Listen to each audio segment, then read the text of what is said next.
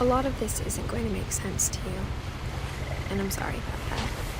I'm just going to start at the beginning, with the house.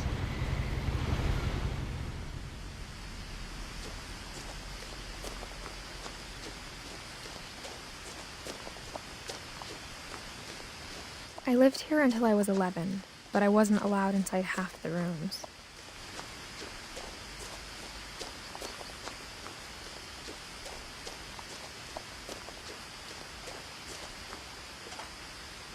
Inside the mailbox were bills from 7 years ago, marked urgent, open immediately.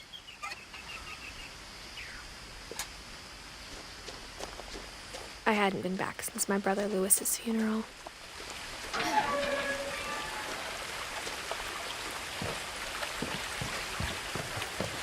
In her will, my mother left me a key, but didn't tell me what it unlocked. Maybe she thought I'd know, or she thought that the mystery would be enough to bring me back.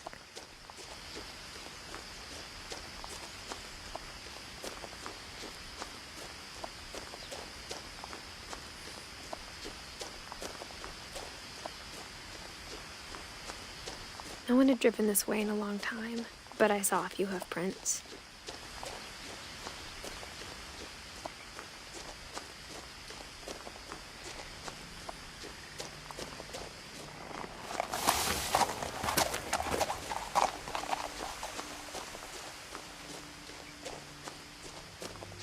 The truth is, even after I inherited the house, I never thought I'd come back to it. But now I had questions about my family that only the house knew the answers to. The house was exactly like I remembered it, the way I'd been dreaming about it.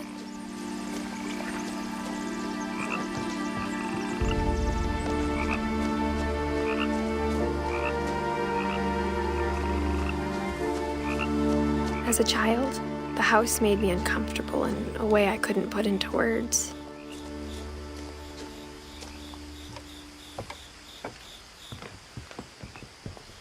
Now, as a 17-year-old, I knew exactly what those words were. I was afraid of the house. I hoped the key might unlock the front door. It didn't.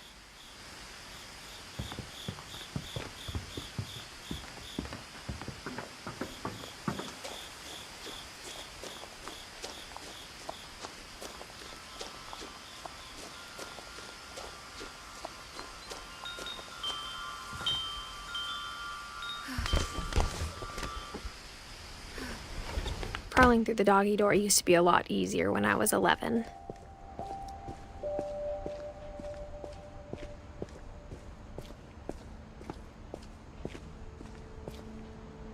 The power had been turned off the night we left. For the first time in years, I felt like I was home. But instead of a family, there were just memories of one. Like how after Lewis started working at the cannery, we all got sick of eating salmon, except our cat, Molly.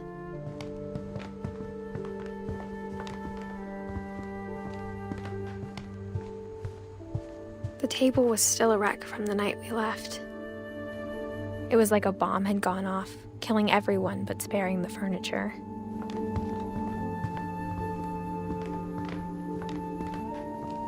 My mom was the only one of us who could imagine Great-Grandma Edie living in a nursing home.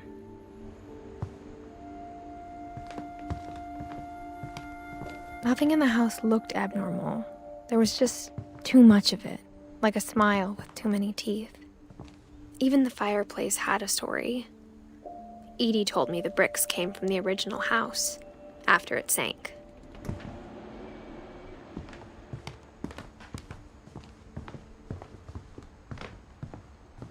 Mom always told me to stay out of the basement, so I wasn't too surprised when the key didn't fit.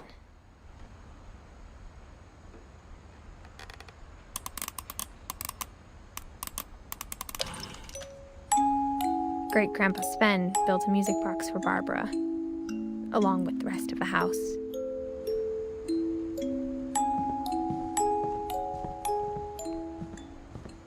A lot of things got left behind in the whirlwind of that last night.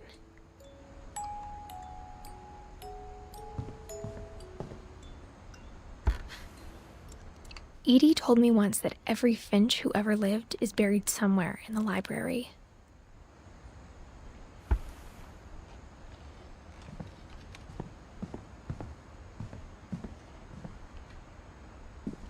After Milton disappeared, Mom sealed up all the bedrooms. Then Edie retaliated and drilled peepholes.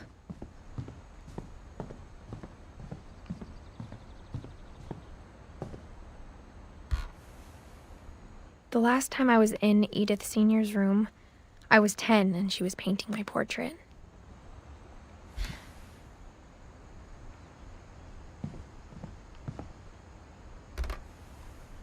As a kid, I just assumed every house had peepholes and sealed rooms you weren't allowed inside of.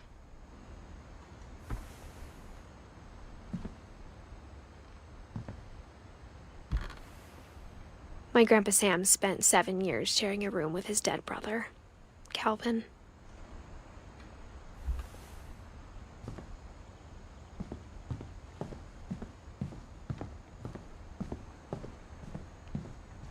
Whenever people ask me about my family, the first thing they always want to know about is Barbara.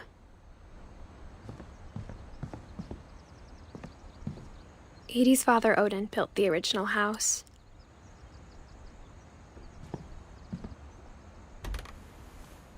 Barbara was a child star for 2 years, until America grew out of it.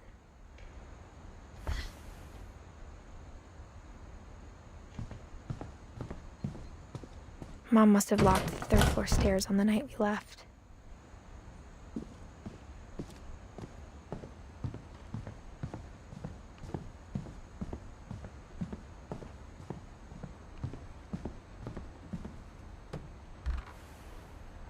Molly always seemed like a girl I could imagine being friends with, if she hadn't died in 1947.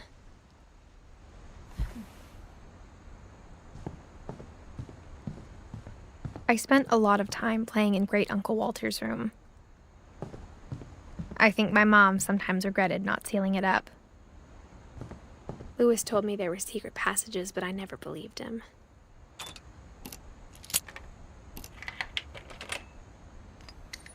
Turns out, my mom was really good at keeping secrets. Now it was time to find out what my mom had been afraid of. Reading this, maybe it sounds like I had a plan, but I had no idea what was behind that door.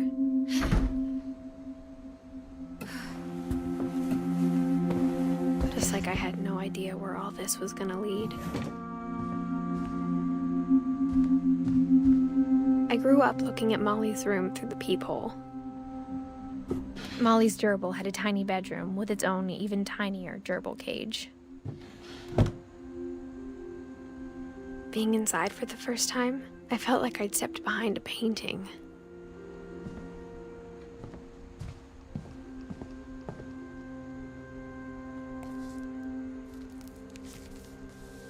December 13th, 1947. Dear Diary, I'll be gone soon, but I wanted to tell somebody about what's gonna happen. It started when Mom sent me to bed without dinner. I woke up and I was starving, so I looked around for something to eat. The gerbil food was dry, but I didn't mind it.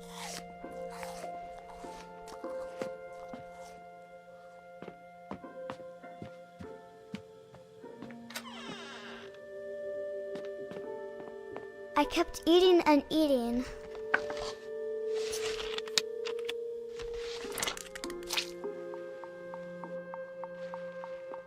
I ate a lot of things that night.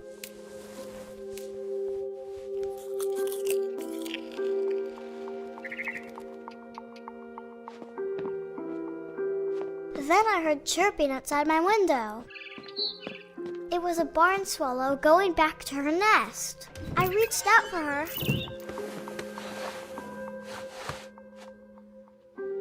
And suddenly, I was a cat. I tried to be quiet, but the bird was really scared.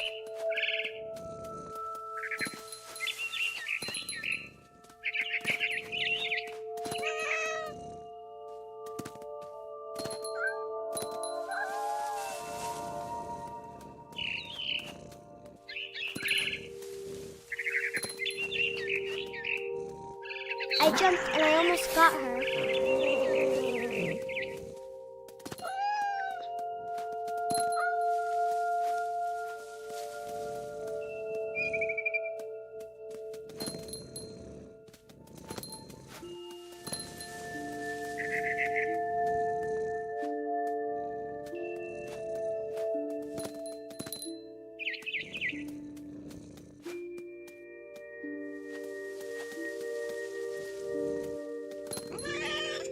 I could tell she was getting really tired. Now I was up in the big tree. I promised Dad I wouldn't climb it anymore. All I cared about was eating that mama bird. I gobbled her up. And suddenly, I was an owl. First, all I heard was the wind. Then I heard little teeth nibbling in the grass.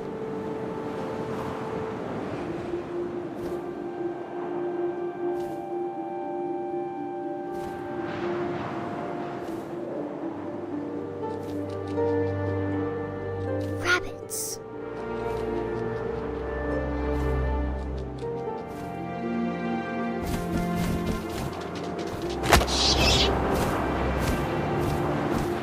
I imagined his face looking up and seeing mine through my talons. I swallowed him up, and I didn't chew one bit. Then I flew off to find something bigger.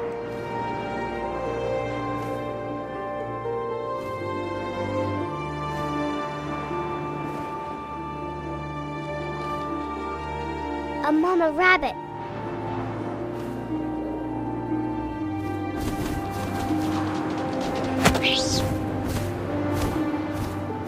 She was almost too big to carry. I started choking, but I couldn't stop eating. And suddenly, I was a shark.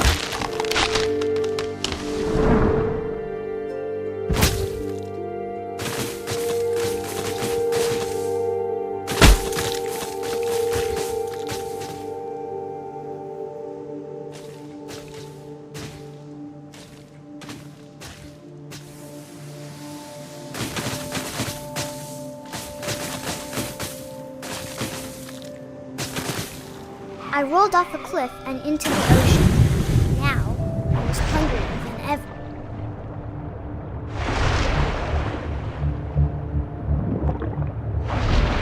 I wanted fat, juicy seals.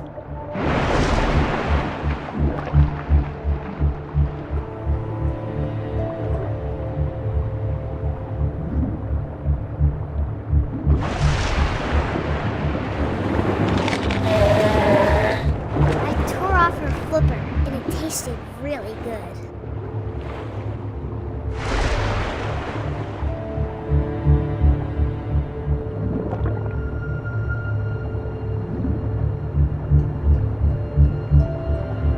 I grabbed on tight. When I was so hungry, I jumped out of the water. When I opened my eyes, everything had changed. Now I was a monster, and I smelled people everywhere.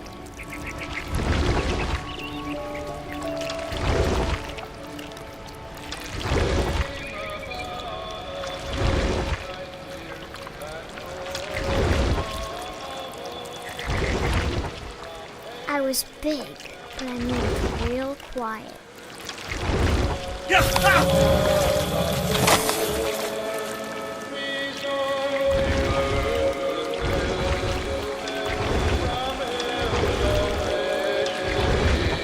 I wanted to stop, but also I didn't.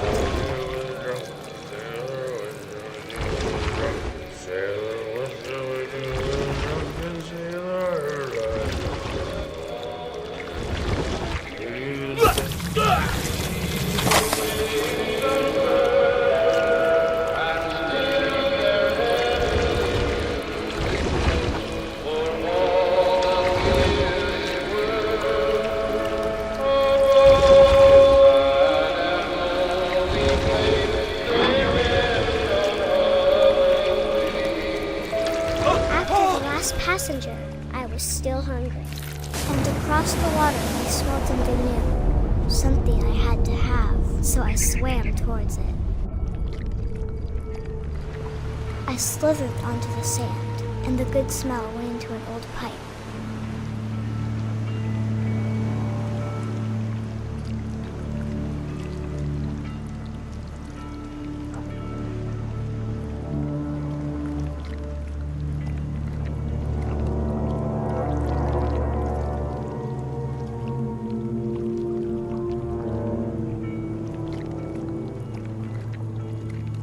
I got closer and closer.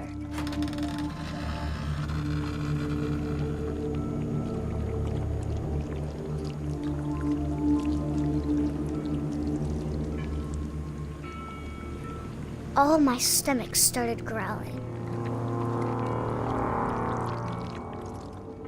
And suddenly, I was me again.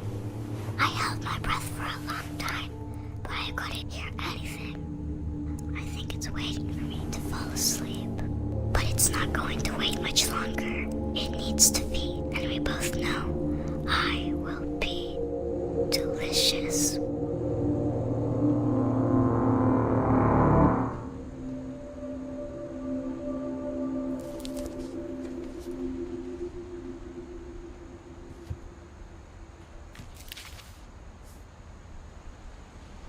I'm not sure if I believed all of that, but I'm sure Edie would have.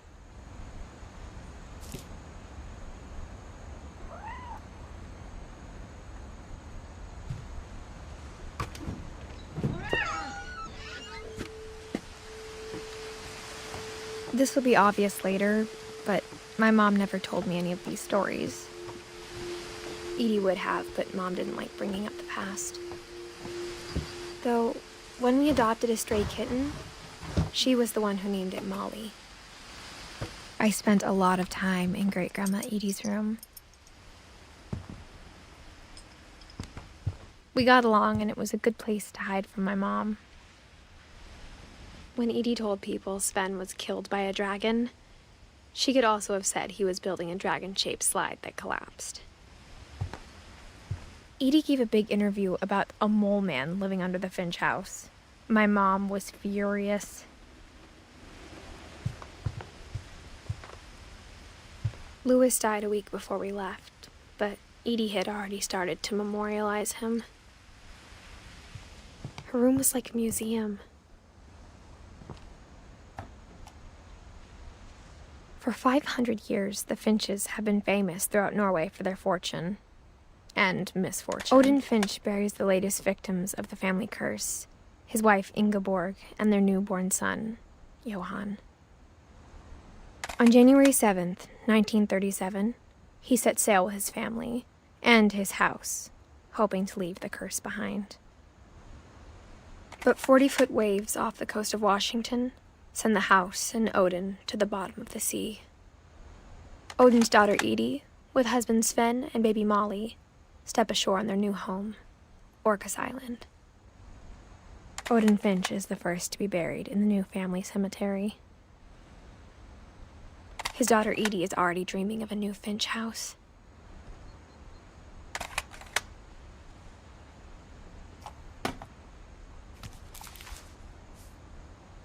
Whatever's wrong with this family, it goes back a long ways.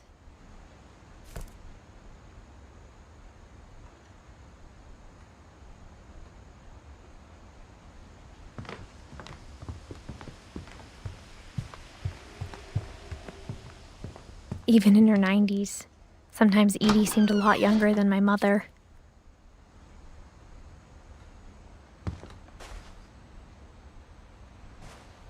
The only trace Grandpa Sam's first wife Kay left on the house was the pink bathroom.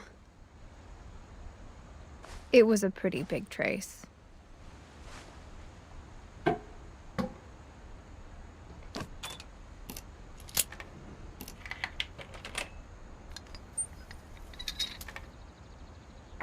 There's a secret in this bathroom.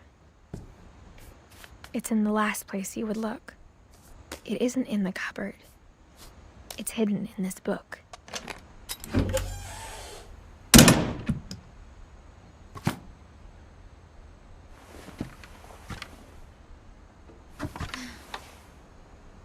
Sven gave Sam an old camera he'd refurbished. He never put it down.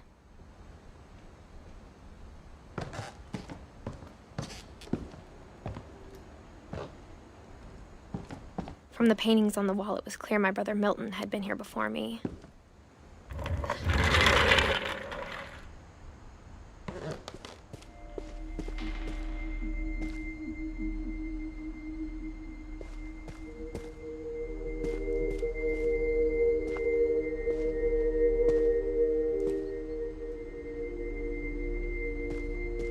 I knew Grandpa Sam had a twin,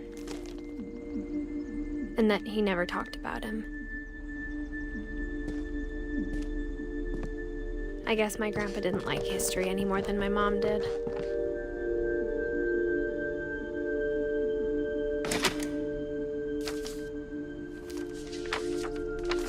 How I Want to Remember My Brother by Sam Finch. The thing I remember is that when he made up his mind, that was it. My brother said he'd die before he ate another mushroom, and he did. At Barbara's funeral, we swore he'd never be afraid again, and he wasn't. I think Calvin always wanted to fly.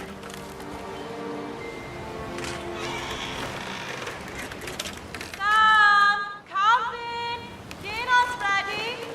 Coming. But that day, he finally made up his mind to do it. I told him going around was impossible. Maybe if I hadn't said that. Calvin, I'm not gonna tell you again. Maybe if the wind hadn't picked up. Then maybe he'd still be here. But I doubt it. I think he'd already made up his mind. That's what I want to remember about my brother.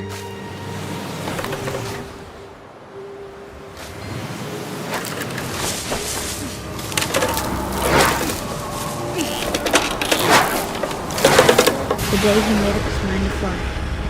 And he did.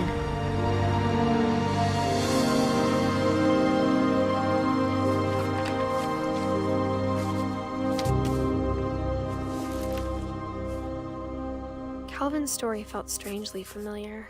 When I was younger, I remember trying to do the exact same thing. After the funeral, Edie roped off Calvin's half of the room. Mom said Grandpa Sam enlisted at 18 and never set foot in the room again.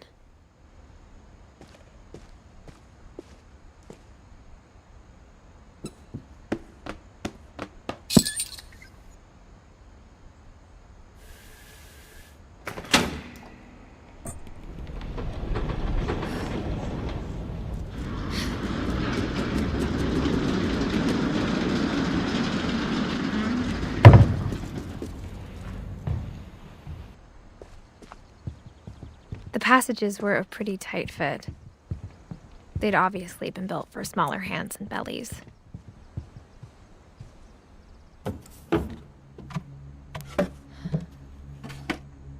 Growing up, I always thought of Barbara as a child star.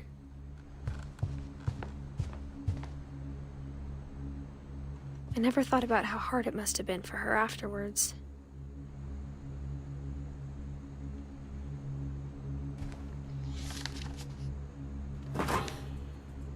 Of all the stories people wrote about Barbara's death, I'm surprised Edie saved this one.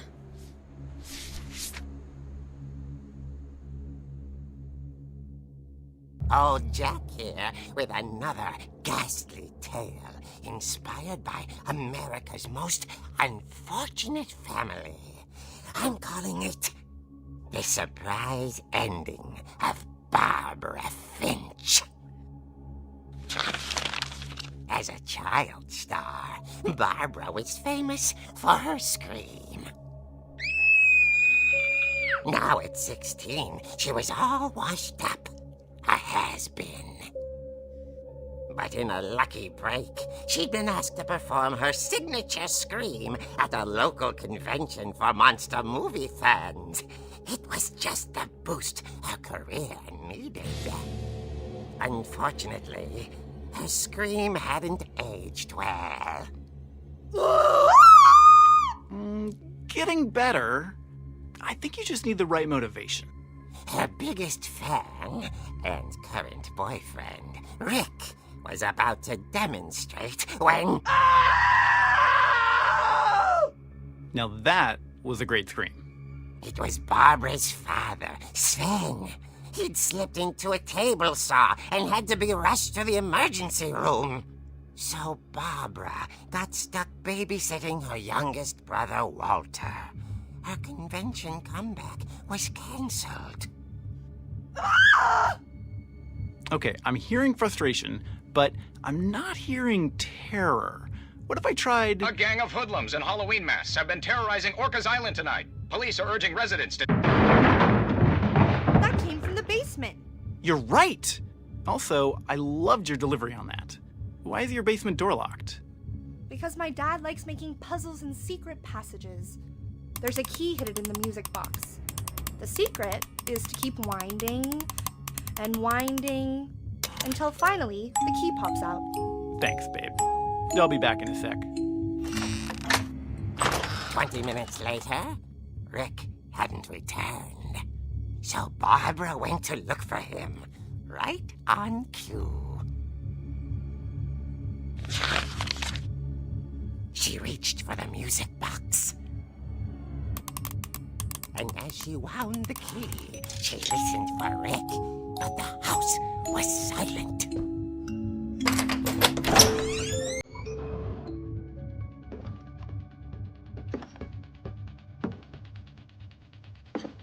She found Rick's crutch and imagined the worst.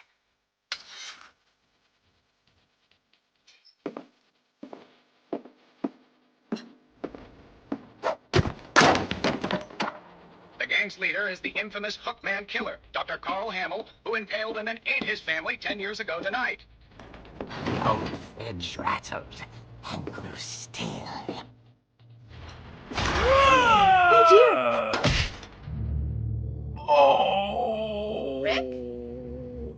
Barb, relax. I was just trying to scare you to help you find your scream. Well, I'm not scared, Rick. I'm furious. Then act furious. All I'm getting from you now is that you're hurt and confused and She threw him out, but she kept a little something to remember him by. Barb, have you seen my other crutch? And she was still holding it when she fell asleep watching the late picture show.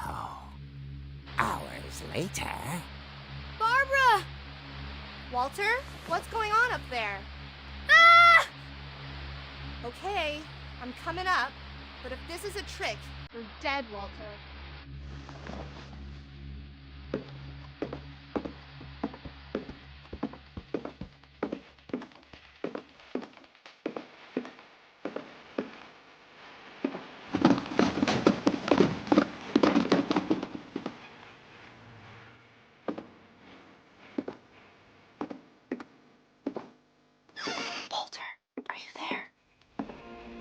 Walter vanished, but his bedside radio was still on. Orcas Island police describe the man as 6 feet tall, with a steel hook for a hand. Residents are urged to lock all doors and windows and notify the police of any suspicious activity. Barbara turned, saw the hookman, and was speechless. He was quite smashing.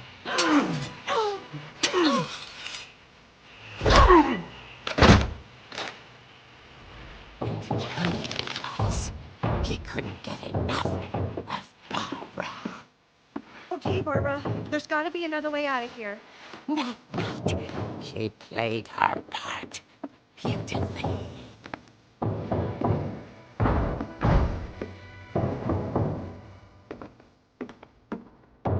Molly's door hadn't been opened in years. The hinges groaned.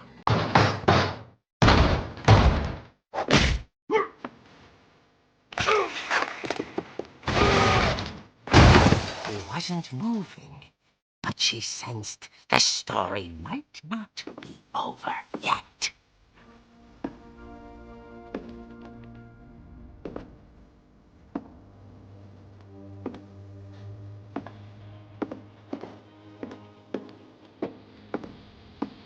The hookman had vanished. She listened for his breathing, but all she heard was...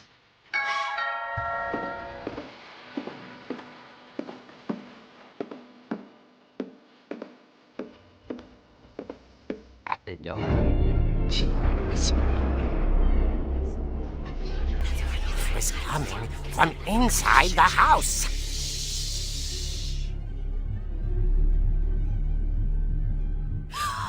Oh dear.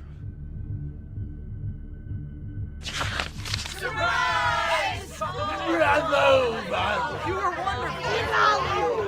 monsters had come to surprise her. For Barbara, it was a dream come true. Then she saw what kind of monsters they were, and she realized what was about to happen. She was going to be famous. And with her final breath, Barbara Finch gave the performance of her life.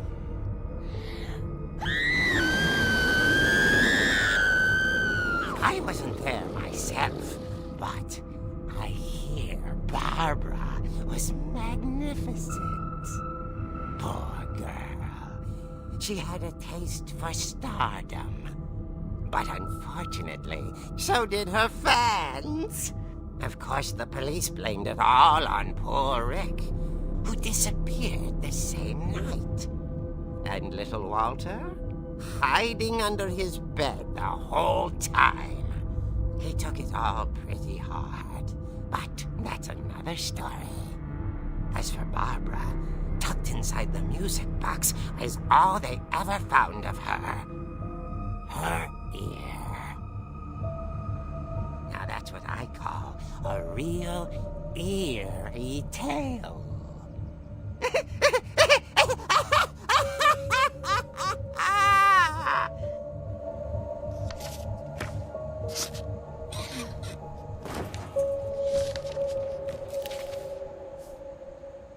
Edie told me all Barbara wanted was to be remembered, as absurd as that comic was.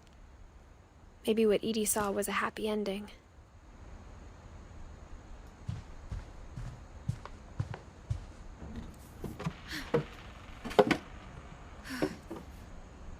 I guess now I know why Mom didn't like me playing with the music box.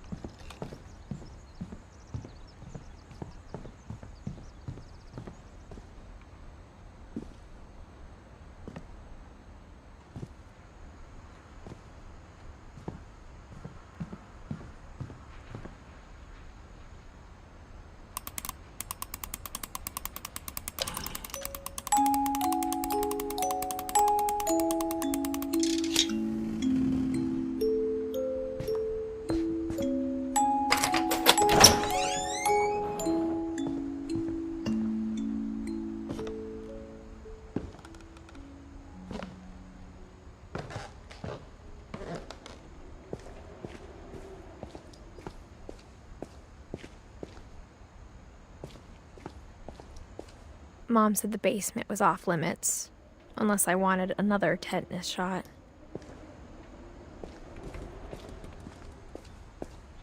I saw Edie sneak down to the basement once, carrying packages. I thought maybe she was hiding presents. It turned out she was hiding a lot more than that.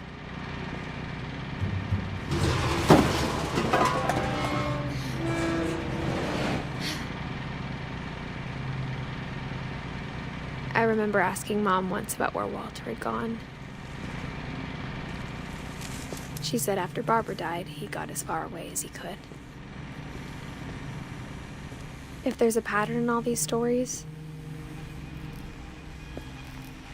I think it's that none of us has gotten very far.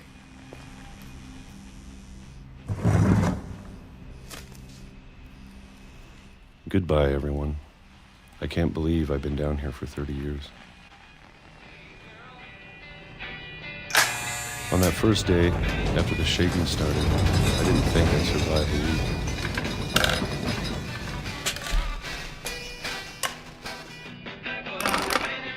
But after a few days, I settled into a routine. That's what kept me sane. Having a schedule, living for today. I always expected to be dead tomorrow. But if you wait long enough, you get used to anything.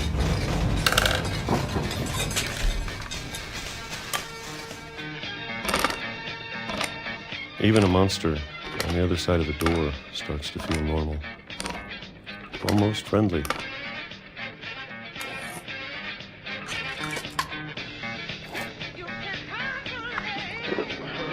And then one day, everything just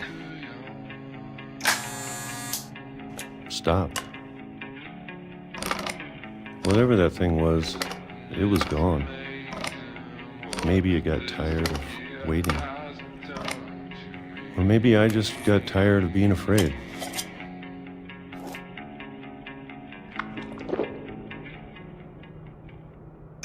It's been a week now, the longest in 30 years. I'm done waiting.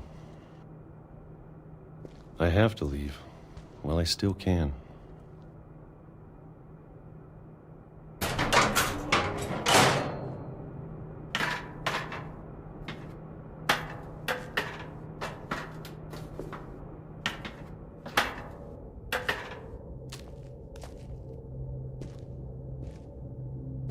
I know it's out there somewhere. Whatever killed Barbara and Molly and Calvin. Maybe this is all a mistake. But I need to stop living the same day, even if it kills me.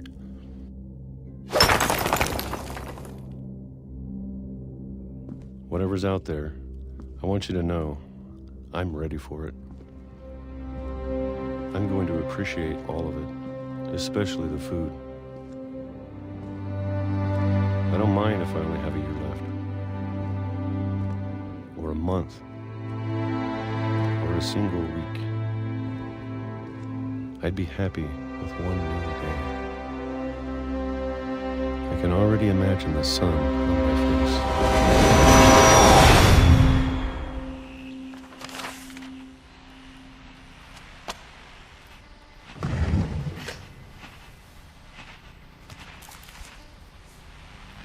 Walter died when I was 6. I can't believe my mom never told me he was down here.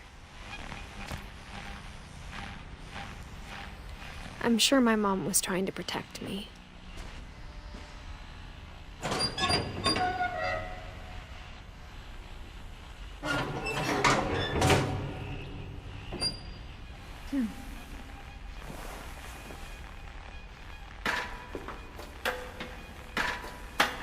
Maybe she was afraid I'd end up like Walter. But if she never told me about an uncle under the house, I can only imagine what else she was hiding. I don't want to make the same mistakes she made,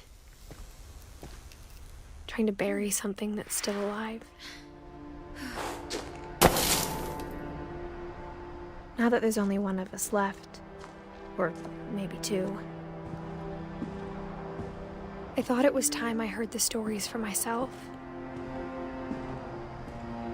and found out what happened to everyone else. But now I'm worried the stories themselves might be the problem. Maybe we believed so much in a family curse, we made it real.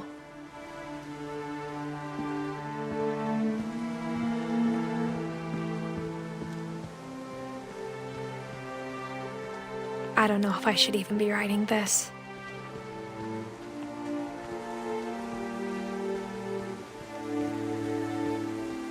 Maybe it'd be better if all this just died with me.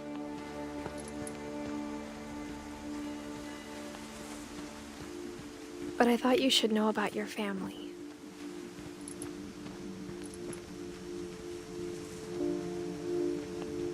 And the history you're a part of. Though to be honest, I feel as lost as you probably do right now.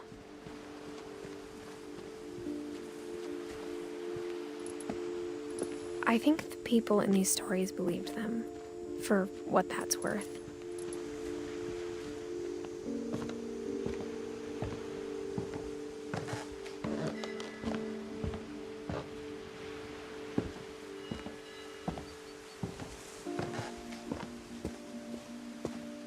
And when you look at the house, that history of imagination and stubbornness and madness, any of it seems possible.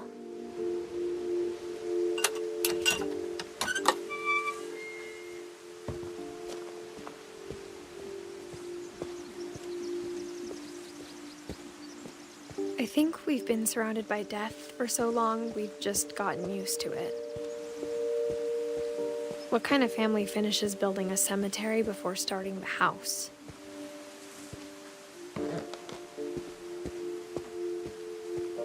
It's embarrassing for me to admit this, but the pet cemetery made me more uncomfortable than the human one. 3 of the gerbils were mine, and 2 had been my fault. Sven built the house, but it was Edie who designed the cemetery.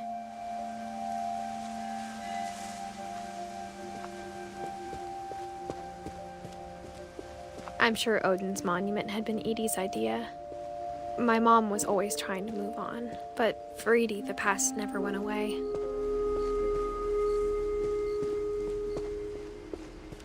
She could see it poking out of the water at low tide.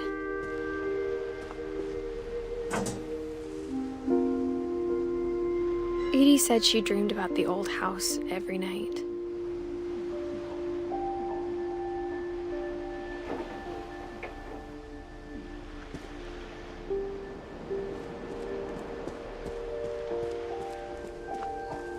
Edie's side was always easier for me to understand.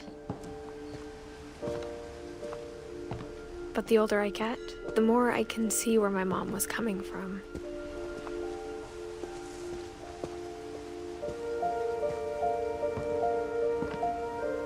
She lost 2 of her brothers, just like I did. I get why she tried so hard to protect us.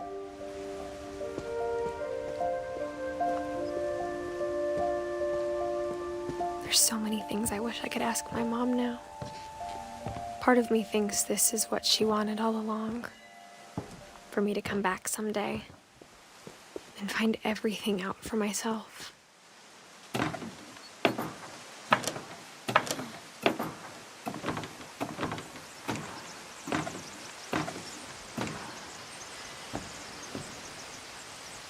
But looking back on it now,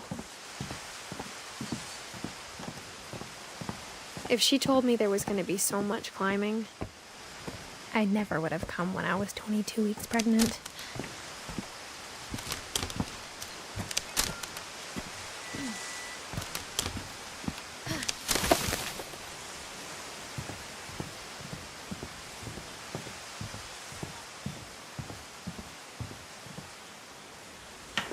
I never met Grandpa Sam, but I think he and my mom had a lot in common.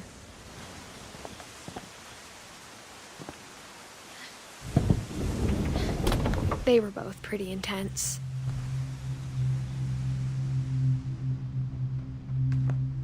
Instead of hiding from death, Sam seemed to go out of his way to meet it.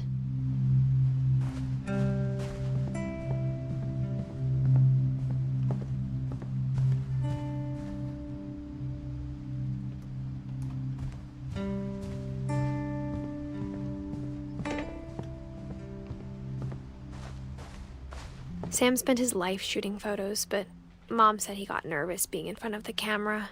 I guess we're all afraid of something.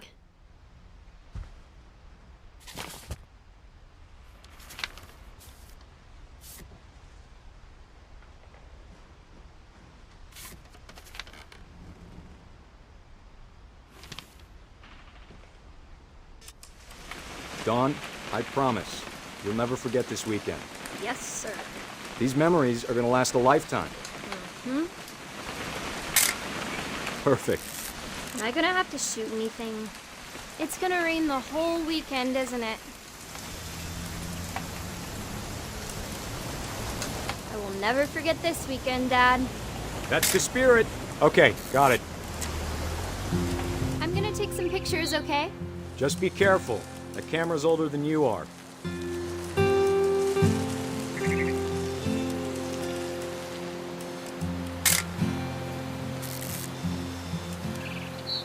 You're right, Dad. It's starting to clear up. Still freezing, though. Aw.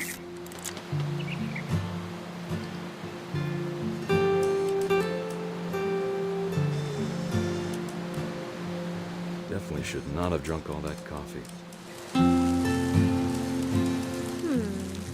Hold still up. Hey! That's a keeper. Nothing quite like being outside. I'm just saying, I'm not always gonna be here, Don. You'll need to remember this stuff, if you want to survive. I'll be... Dad! Good eyes, Don.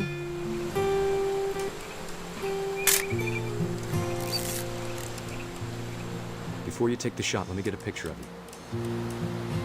Dad, I... Just breathe. Turn off your imagination. Focus on your target.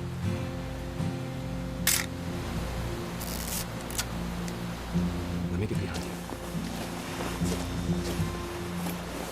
Do I have to do this? Dawn, you don't have to do anything. But if you want to survive, you'll need to be strong. Great shot, Dawn!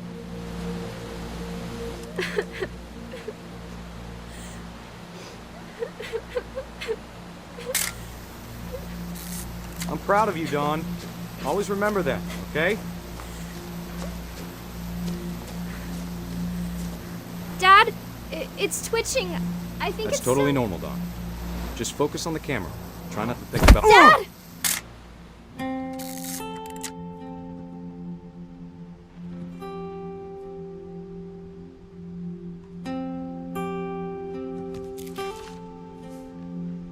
Of all these stories, that's the one I wish most that my mom had told me.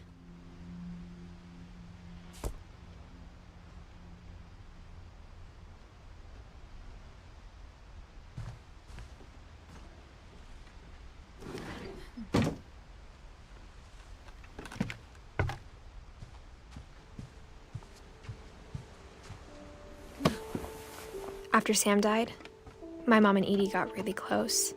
They'd both lost a lot.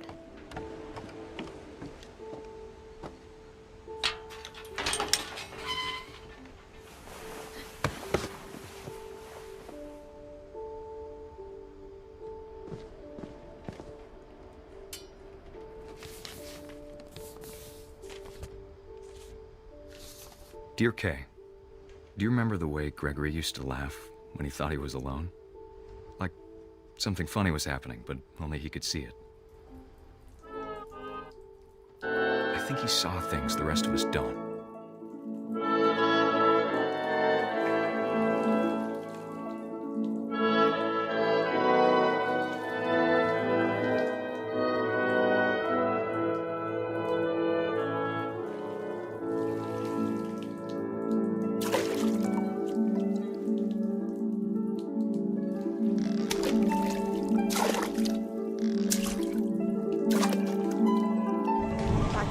Gregory, it's time to... Hold on, sweetie. Hello? Sam, I told you I don't want to talk right now. I wonder what he saw. What his world was like.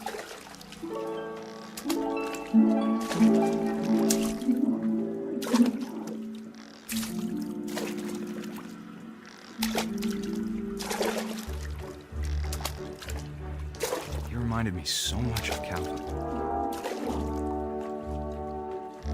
Lost in his imagination. Whatever it was he saw, it sure made him happy.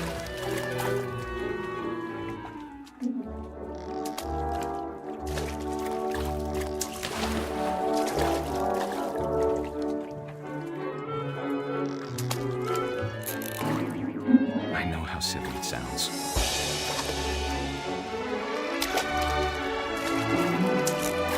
That I worried about a baby being too happy.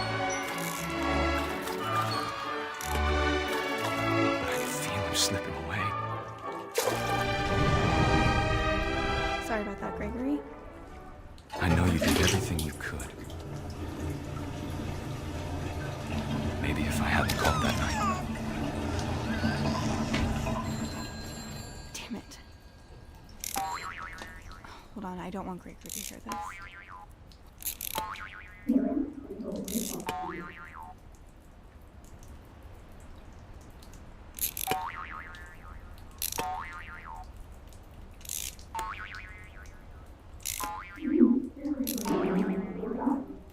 I wish he could have told us about the world he saw.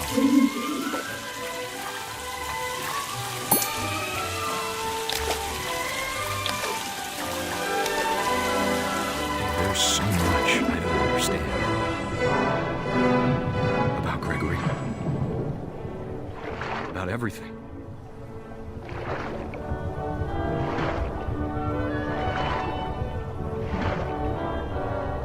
But I know what happened wasn't your fault.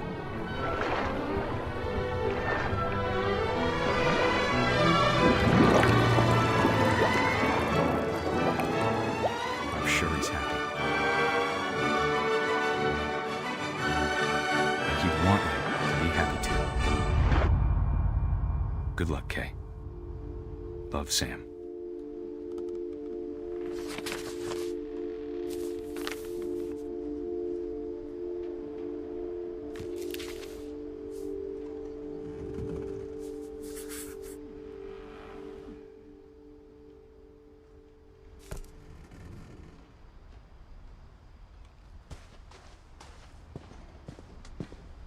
I can't imagine my mom ever writing poetry, and yet...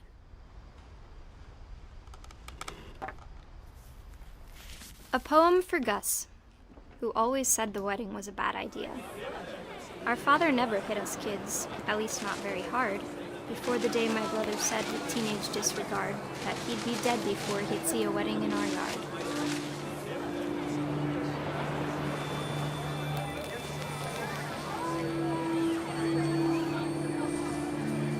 My father made him come, of course, but Gus stood far apart, just flew his kite and bottled up the storm inside his heart.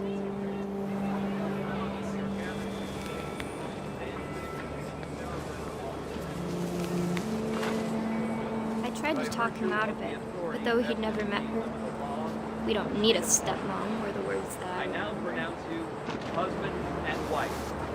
You may kiss the bride.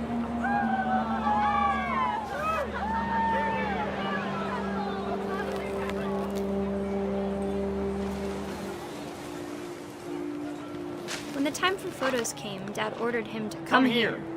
But Gus declined, and as a sign held up his middle finger.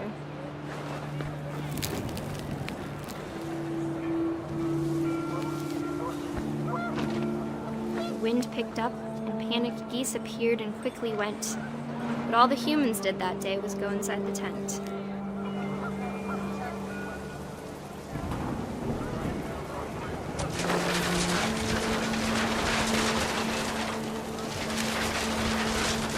Rain came down in buckets then, but no one seemed afraid that nature might destroy the tent our dad had crudely made.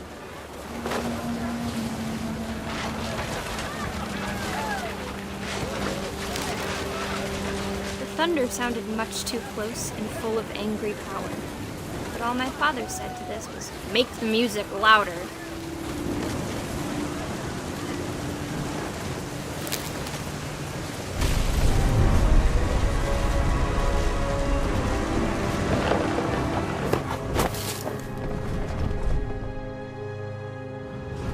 I wish that I could truly say I thought about you on that day. Out there on the beach alone, just you, the wind, the sea, and foam. But I didn't, until we found you.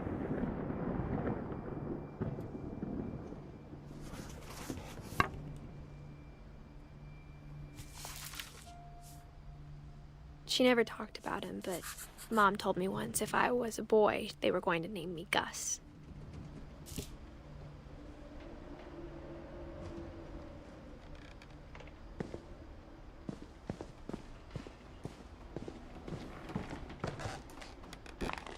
My mom moved up to the loft after her brothers died. At the time, it was as far away as she could get.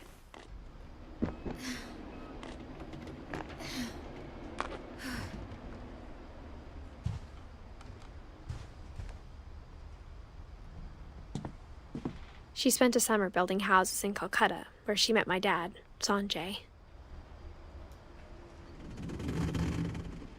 My mom moved to India a week after graduation and got a job teaching English. Louis was born a year later.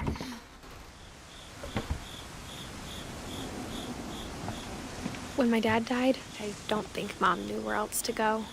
I'm sure Edie was happy to have her back. The house had to get a little bigger, but Edie was used to that. And for a while, things were good. Almost normal, but it didn't last. The beginning of the end was Milton's 10th birthday, when Edie gave him a castle. After Milton disappeared, the only thing he left behind was a room full of paintings.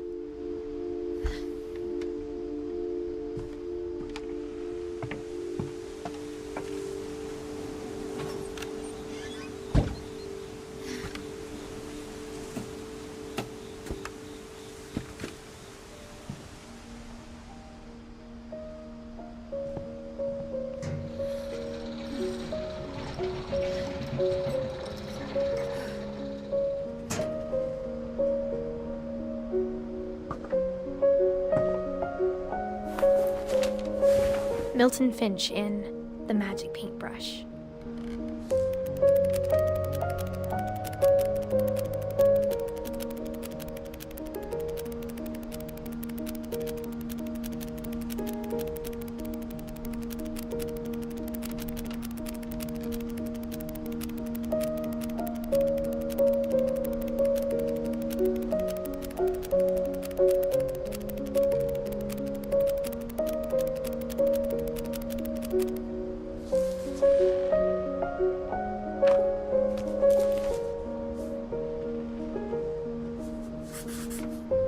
I was 4 when Milton disappeared.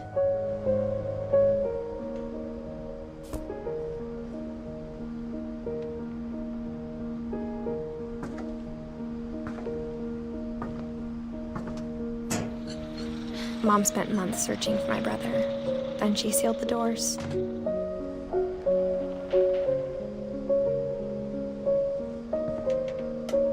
Whatever Milton had found in the house, Mom didn't want it getting out.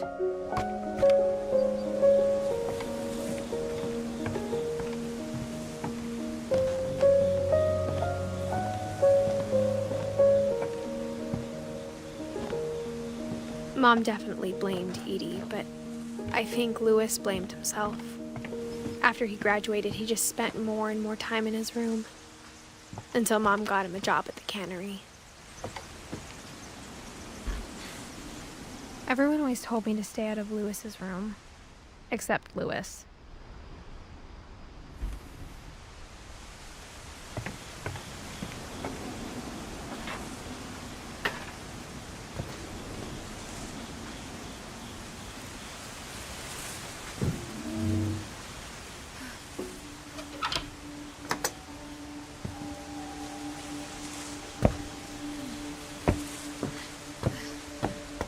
Louis's room smelled very, very familiar.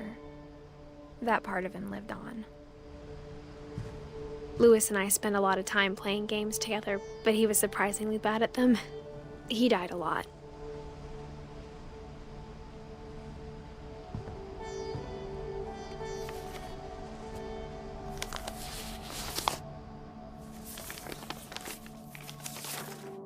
Dear Mrs. Finch, as Louis's psychiatrist, I can understand your desire for an explanation. As I see it, the trouble began in January, shortly after we convinced your son to seek treatment for substance abuse. Newly sober, I believe Louis first noticed the monotony of his daily life.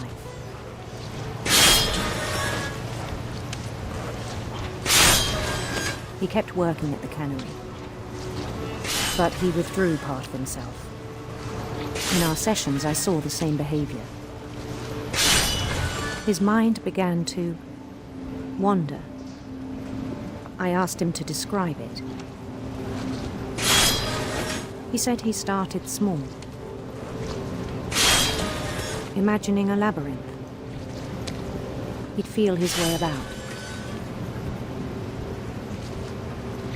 Then something moved. Bats. And toads.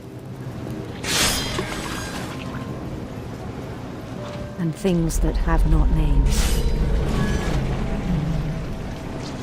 He knew it was all in his head.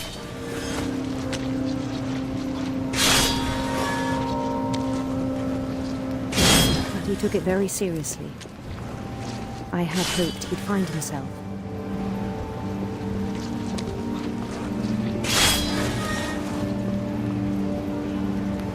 But he found something more.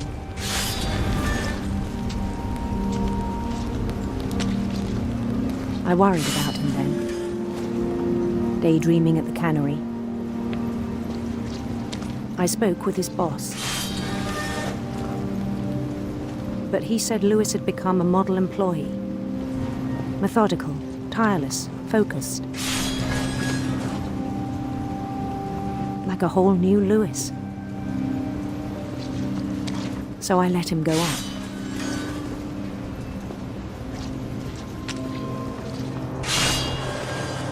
I even encouraged him. It seemed very promising at first.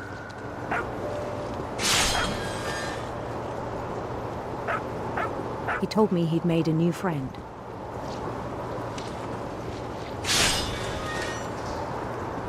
On the edge of a city he named Lewis Topia. He built the city up slowly, brick by brick. Then he made musicians.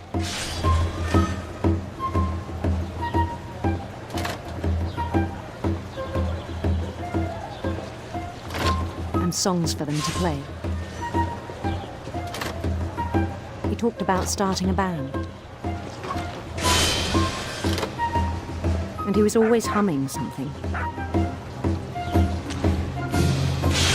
Every day his imagination grew stronger.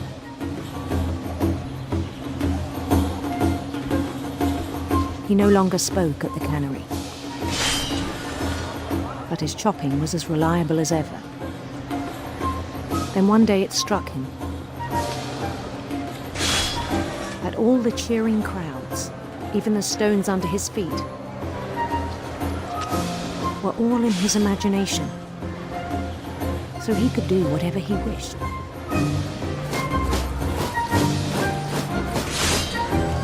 He held an election for mayor. And he won. They begged him to stay, but his mind was already wandering. It became a game for him.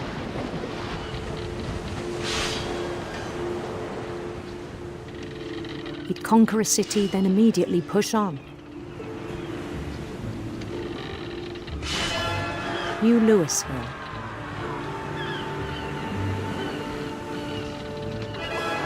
St. Louis.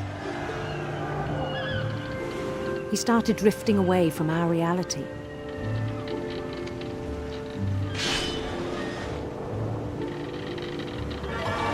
Minneapolis, until one day he forgot to go home from the cannery.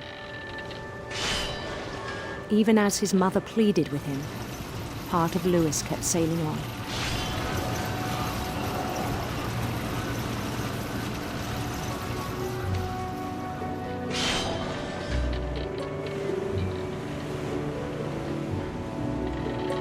In Lewisburg, he heard rumors of a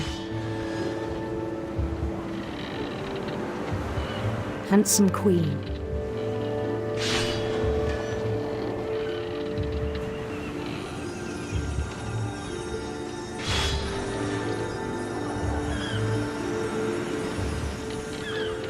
The queen was on her own quest for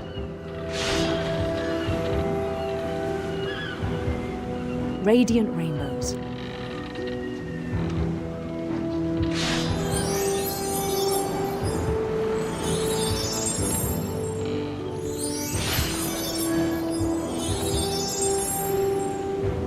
followed the sound of her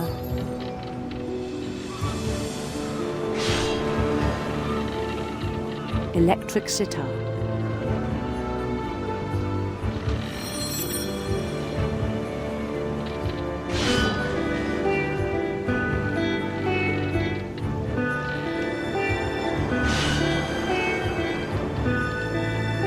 His chase led him to a golden palace east of the sun and west of the moon. Even then, his logic remained sound. He knew the world was all in his imagination.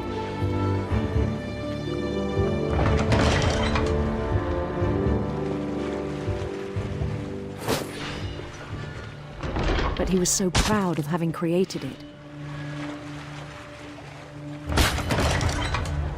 In his own eyes, he'd become something greater than a king.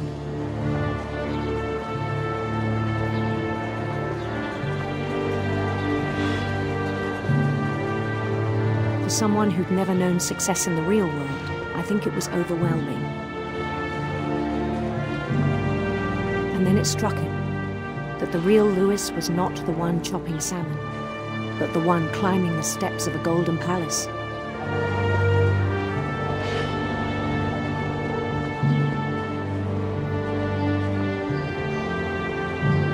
My imagination is as real as my body, he told me.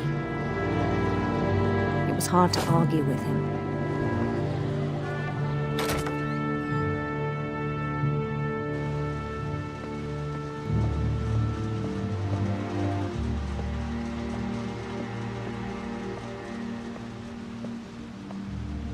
He began to forget the world we know.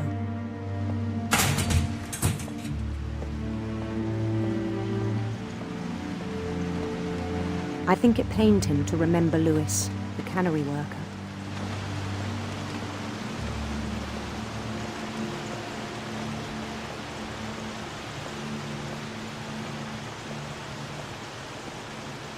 He began to despise the man with a royal contempt.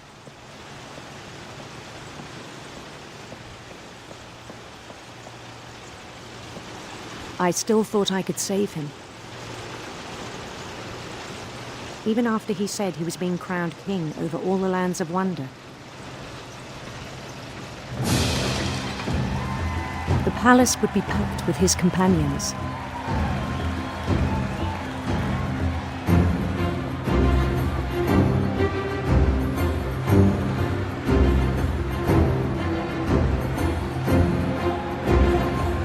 Including the wise Calico who'd insisted on advising him.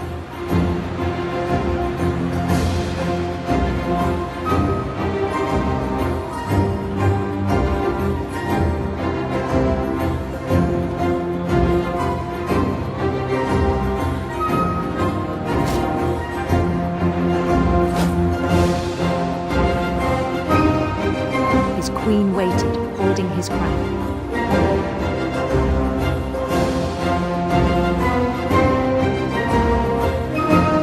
There was only one thing left to do.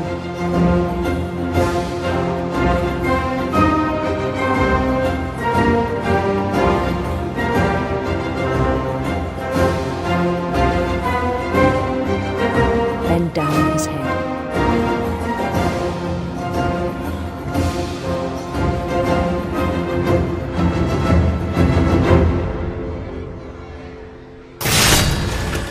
I think you know. Mrs. Finch, your son was a kind man who will be missed by all of us who knew him.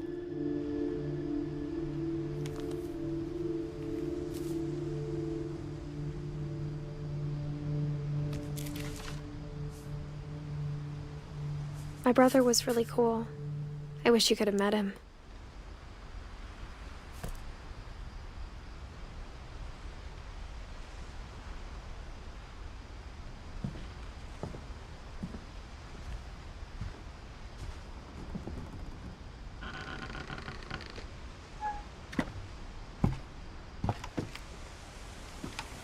On the way back from Lewis's funeral, my mom told me to start packing. She waited until the day before we left to tell Edie. I'm not sure if she wanted to make it easier or harder.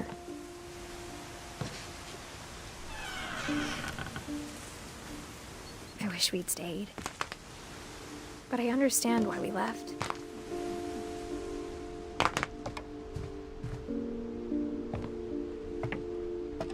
What happened that night had been coming for a long time.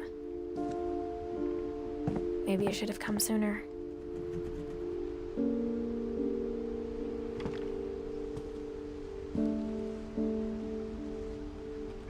But it had to end one way or another. All that's left now is to tell you about that last night.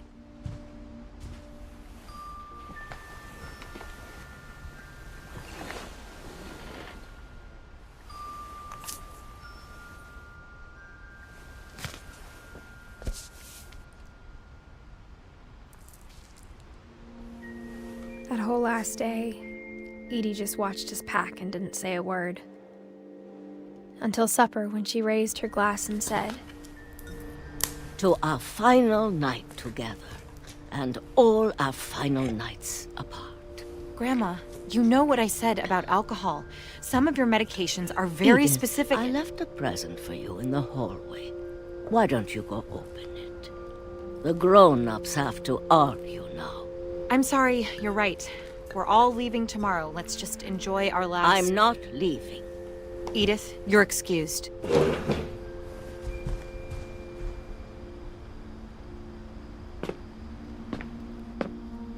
The power had been shut off that morning, but Edie always had plenty of candles. When my mom sealed the library, I don't think she knew about the other entrance, or that Edie had a key to it.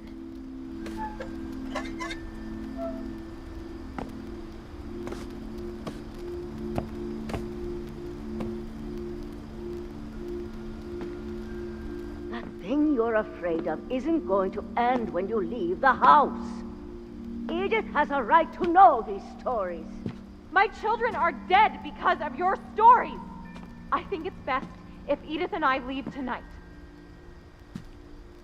We'll have the nursing home send a van for you in the morning, okay? Dear Edith, there's so many stories I wish I could tell you, but there's only time for one. This is about what happened on the night you were born. That night, the tide went way, way out. It was the first and last time I ever saw the old house aground. There'd been an earthquake out in the middle of the ocean.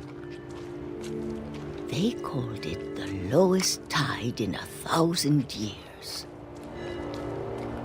God, it smelled awful.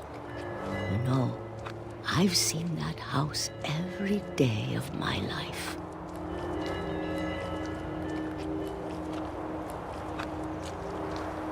But I never thought I'd go back to it. When the fog rolled in, I lost my way.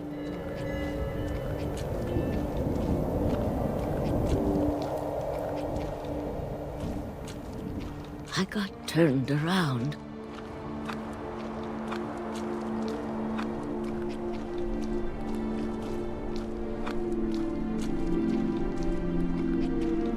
For a while, I wandered. I started seeing things.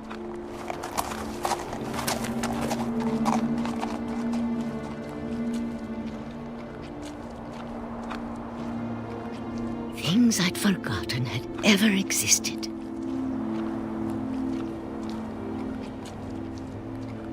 But when I saw them, they felt like old friends. That night, a lot of things came back to me. Or maybe I came back to them.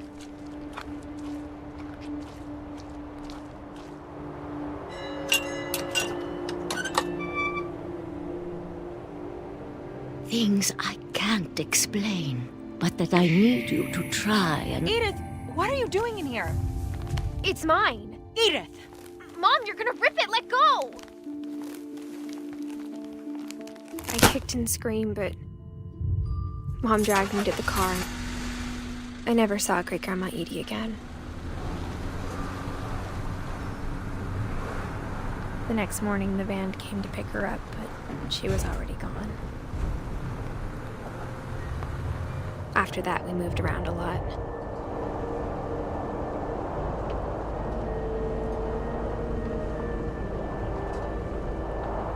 We both tried to make the best of it.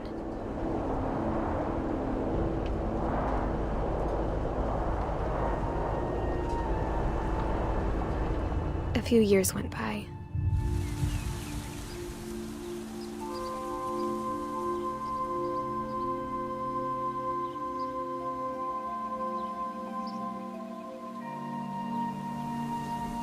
My mom didn't like to talk about it,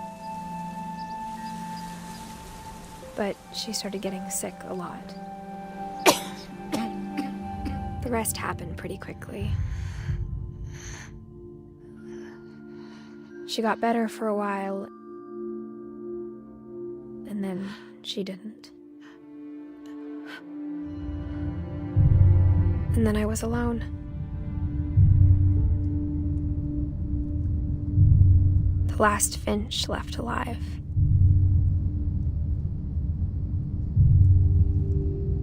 Until I found out about you. I'm still not sure what to tell you about all this. If we lived forever, maybe we'd have time to understand things. But as it is, I think the best we can do is try to open our eyes. And appreciate how strange and brief all of this is. This journal was supposed to be for you. But now I hope you'll never see it. I just want to meet you and tell you all these stories myself. But I guess if you're reading this now, things didn't work out that way.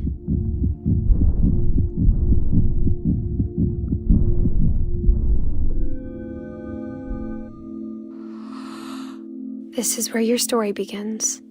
I'm sorry I won't be there to see it. It's a lot to ask, but I don't want you to be sad that I'm gone. I want you to be amazed that any of us ever had a chance to be here at all. Good luck.